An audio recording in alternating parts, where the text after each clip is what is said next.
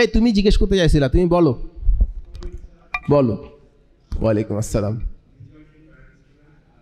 তুমি রেজাল্ট নিয়ে visually impaired student, ওকে ওকে ওকে ওকে।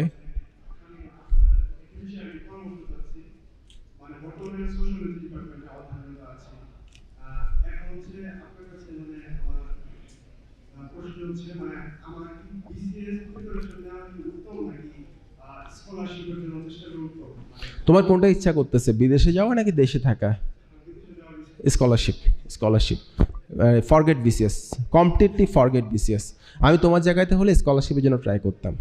আমি এখনও সুযোগ পেলে বাইরে চলে যেতাম। Thank you, thank you. আমি কিন্তু খুব সরাসরি কথা বলি, তোমরা কিছু মনে করো না, ঠিক আছে? আর কিছু